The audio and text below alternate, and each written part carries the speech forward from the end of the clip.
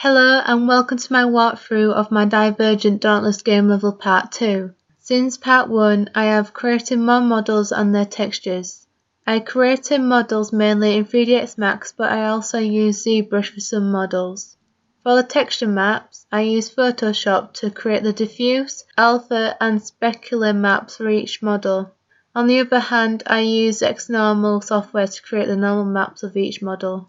I also created more ambient sounds for my level, and I also added lighting.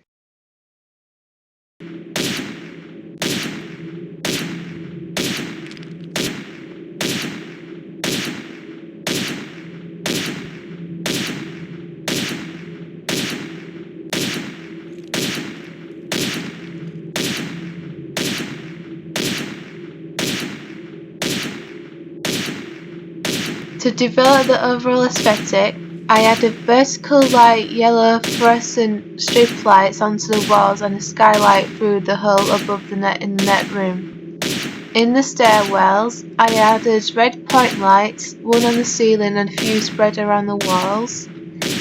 In the corridors leading off the first stairwell, I added blue fluorescent strip lights across the top of each wall. In the area surrounding the chasm, I placed a capsule-shaped attenuation volume embedded with a heavy water sound to create the atmosphere around the chasm. In the corridor that leads to the pit on the first floor, I added a few blue fluorescent strip lights on the walls above the canopy on the second floor. I also added a few light yellow point lights along the walls of the corridor. I added a skylight above the pit area. In the dead-end corridors leading off the pit, I added a few light yellow point lights to the walls. In the storage room in the pit, I added a few blue fluorescent strip lights across the walls above the gun tables and a white point light on the opposite wall.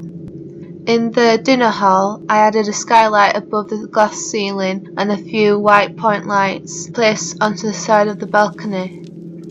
In the corridor near the second stairwell on the second level, I placed a white point light on the wall.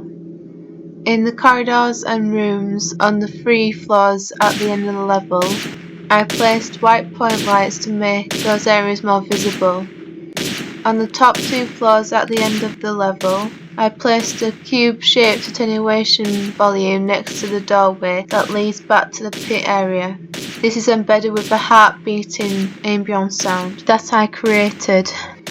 I also placed a cube attenuation volume in the room before the final room and underneath it. This is embedded with a futuristic tense ambient sound that I created. Finally, all around the level, I built realistic lighting and shadows using the light builder function.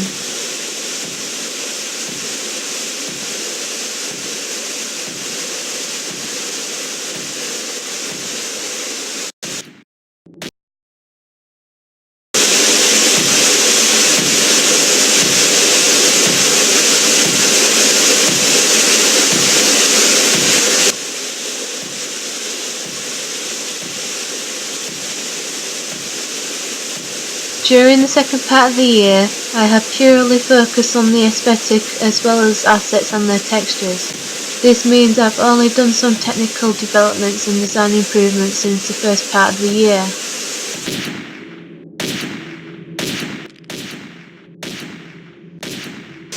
For technical developments, I've created a blue neon light material with emissive light to apply to the long flattened cylinder shapes. I created this material by first placing a constant free vector node onto the blueprint and selected a turquoise blue colour for the constant value. I linked this to the base colour input. To create the emissive colour, I first placed a multiply node onto the blueprint as well as another one in between the constant free vector and the first multiply node.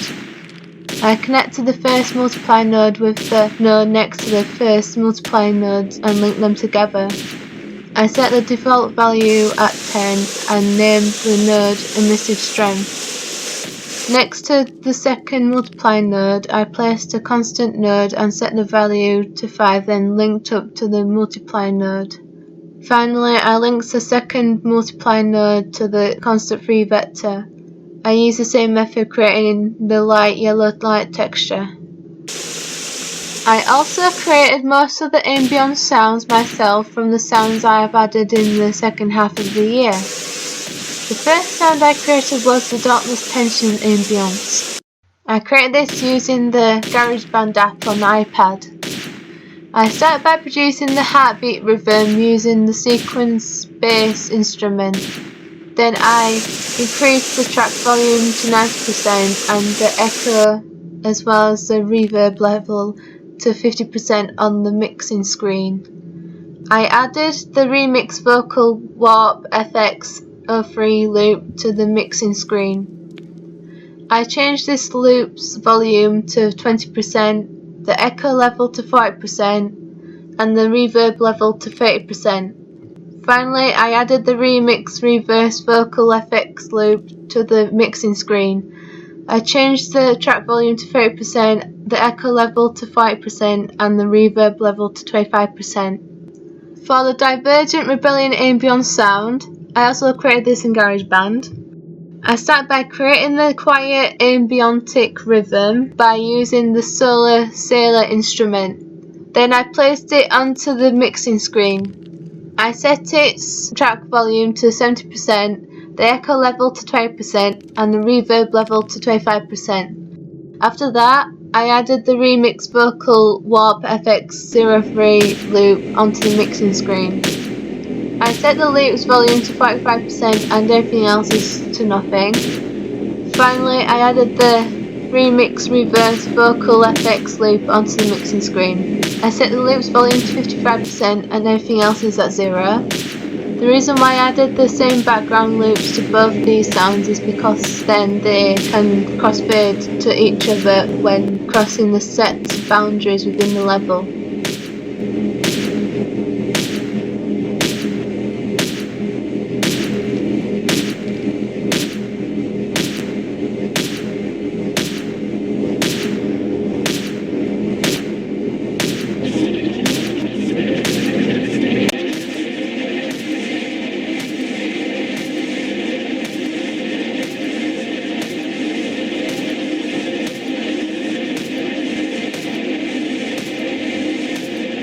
I haven't really done any significant improvement on the design in the second part of the year, although I have asked people to playtest my game.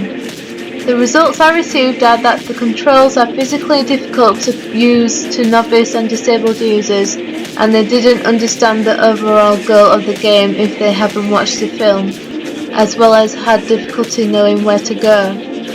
To help with guiding the user through the level, I added more lighting to the correct route.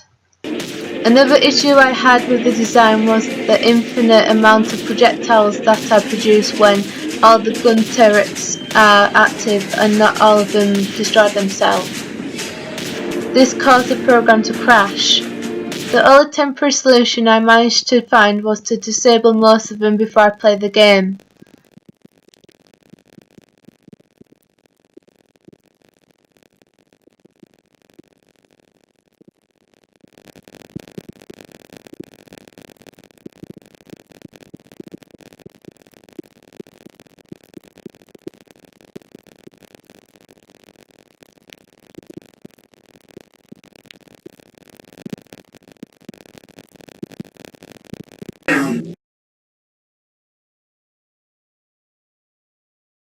System shutting down. In this section, it shows all the texture maps used on each model created in the second part of the year, including their finalized texture sets and clay wireframes. I created the diffuse by starting with a light grey background, then painted on dirt and shadow detail using dark grey. I also painted dark blue onto the lower part of the wall and the raised parts of it to make it look dilapidated.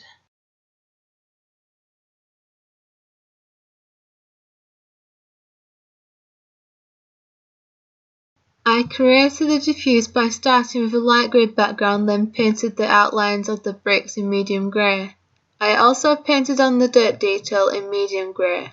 Finally, I gradually built up the shadow detail on the outlines and on the bricks from grey to black to make it look 3D. To create the diffuse, I started with a light beige coloured background, then I used splatter brushes to create a grainy sand effect in dark beige. I used the eraser to remove some parts of the sand detail to give the illusion of stone underneath. After that, I painted low opacity grey on top. To create the diffuse, I started by placing the concrete floor image onto the canvas. Then I placed copies around the canvas until it was filled.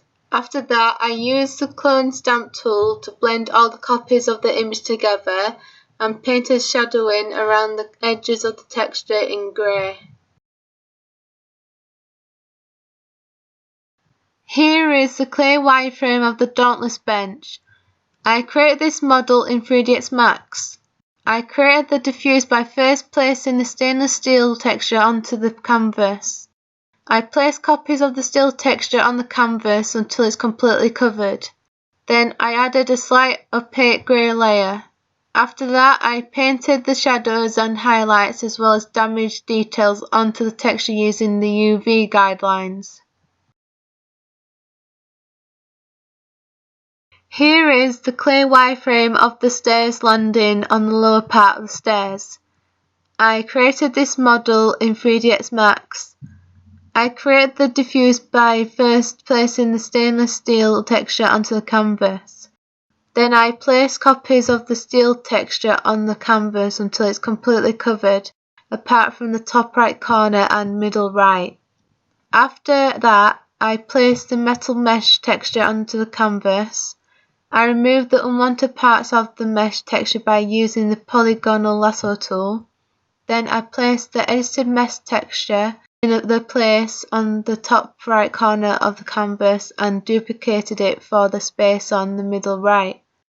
I added a slightly opaque black colour on top of the texture and solid black underneath.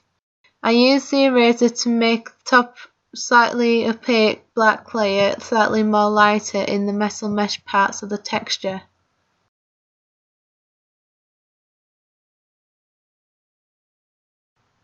Here is the clear wireframe of the stairs landing at the top part of the stairs. I created this model in 3ds Max. I created the diffuse by first placing the stainless steel texture onto the canvas. Then I placed copies of the steel texture on the canvas until it's completely covered, apart from the top right corner. After that, I placed the metal mesh texture onto the canvas. I removed the unwanted parts of the mesh texture by the polygonal lasso tool. Then I placed the edited mesh texture in the remaining space on the canvas. I added a slightly opaque black colour on top of the texture and solid black underneath.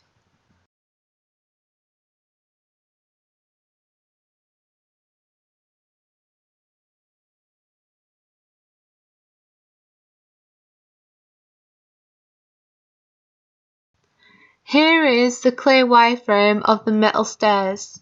I created this model in 3ds Max. I created the diffuse by first placing the stainless steel texture onto the canvas. Then I placed copies of the steel texture onto the canvas until it's completely covered, apart from the top left corner. After that, I placed the metal mesh texture onto the canvas. I removed the unwanted parts of the mesh texture by using the polygonal lasso tool. Then I placed the edited mesh texture in the remaining space on the canvas.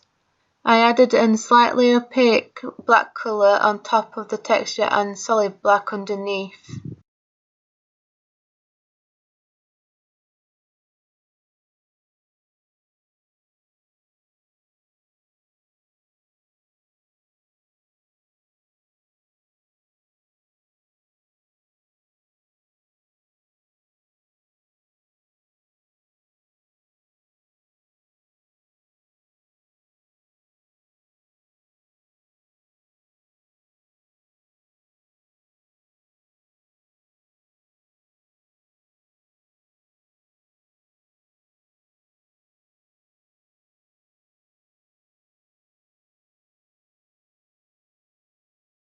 I created the stone model in ZBrush. For the texture, I use the basalt texture from the content in Unreal Engine.